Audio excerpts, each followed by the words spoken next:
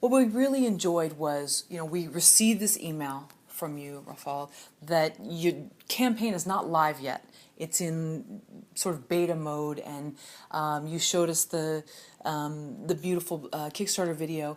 What was your plan? You said you've been mapping this out actually, for 2 years. I didn't really have a sort of plan. I mean, I've been working on this Kickstarter campaign for actually 2 years.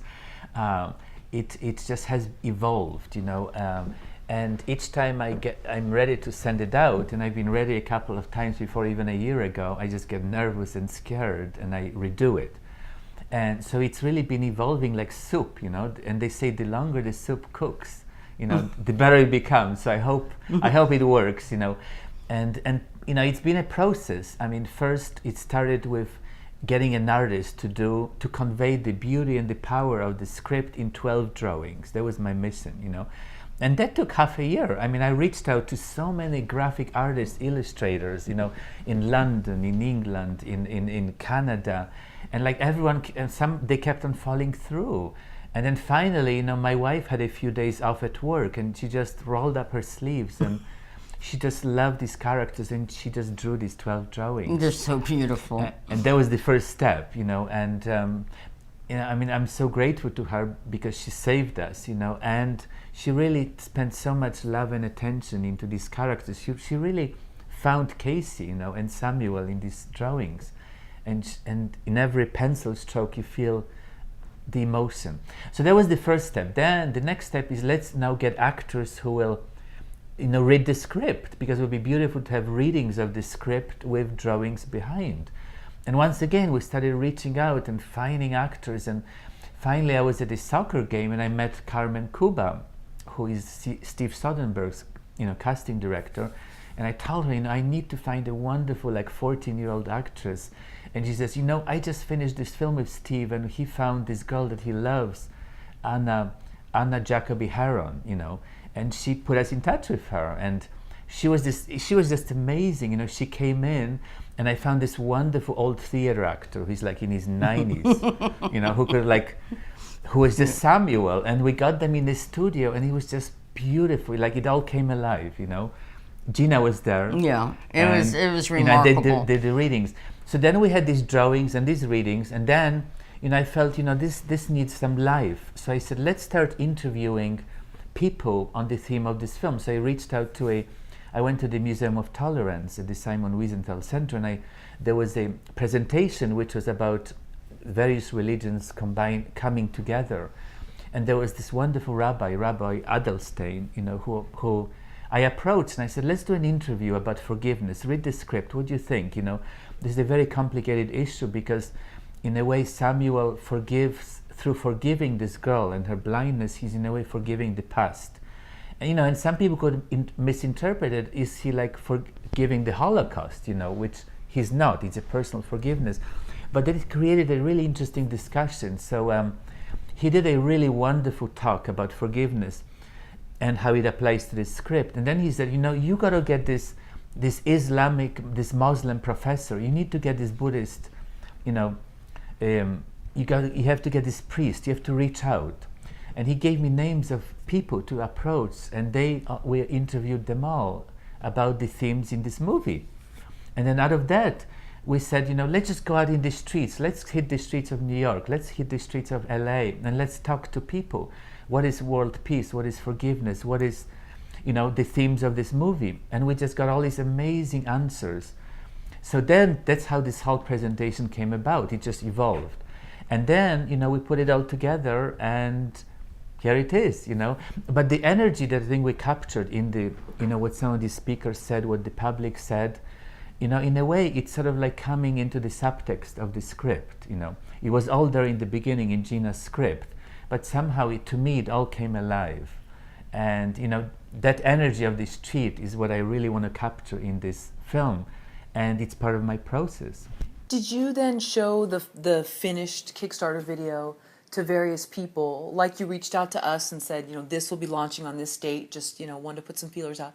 Did you get feedback from people? He did. I wasn't involved at all. Oh, okay. I had nothing to do with it. I just showed it to a few select friends. I was very, very cautious about sending it, and and a lot of people were, I got a lot of good critiques, about it. What did they say? Well, some of the, what were some of the? It's way too long. Always that's the problem. People have such a short attention span. You got to sell this thing in 2 minutes. I just can't do it. I mean, this video is probably the longest video out there on Kickstarter, but I don't care. I just feel it just conveys the journey and the emotion. And, and it's designed, I hope, in a way where after 2 minutes people can get it. And if they don't want to watch the whole thing, they can just stop and still, get what the whole story is about. So basically we reached out to a few select people, and then about, 2 weeks before presenting it, we tried to reach out to bloggers and to press as much as we could in our own, humble way without a publicist. So we tried to find them on LinkedIn, on other blogs. We tried to build up.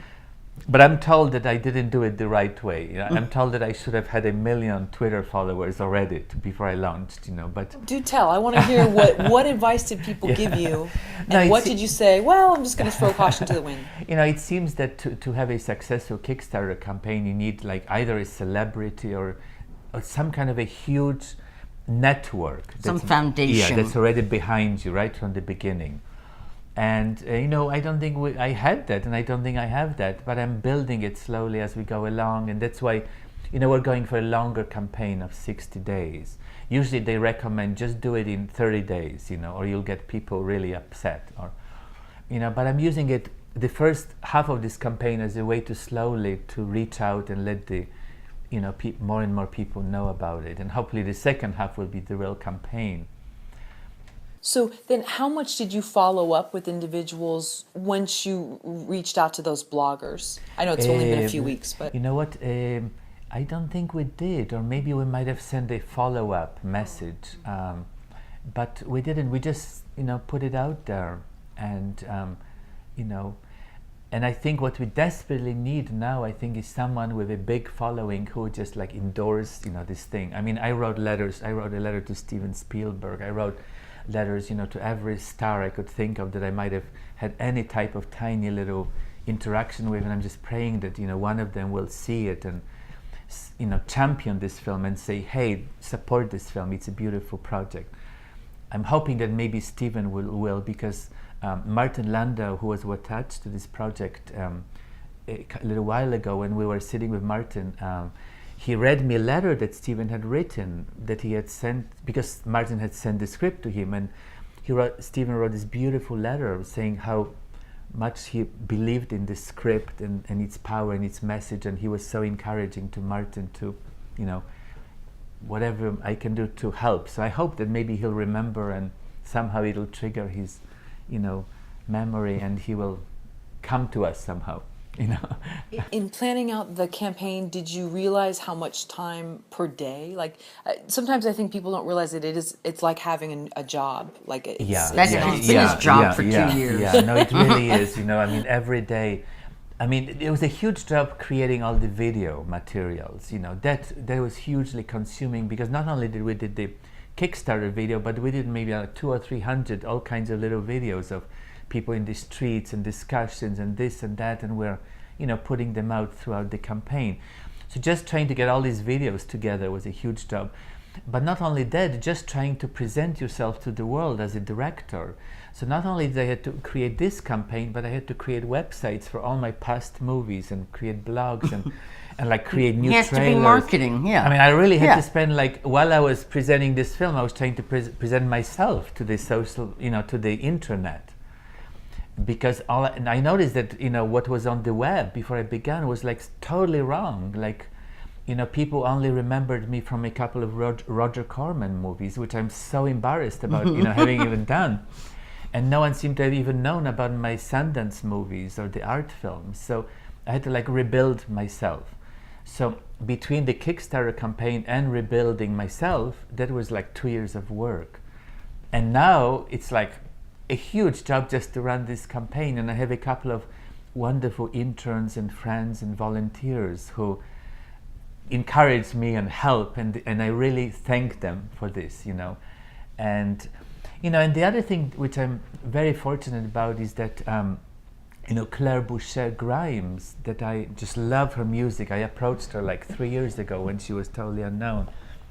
I told her about this project and she was so gracious in saying, you know, just use my music in your trailers and see what, you know, whatever I can do to help. So That's beautiful. I'm so grateful, you know, to her, because her music really makes this presentation come alive.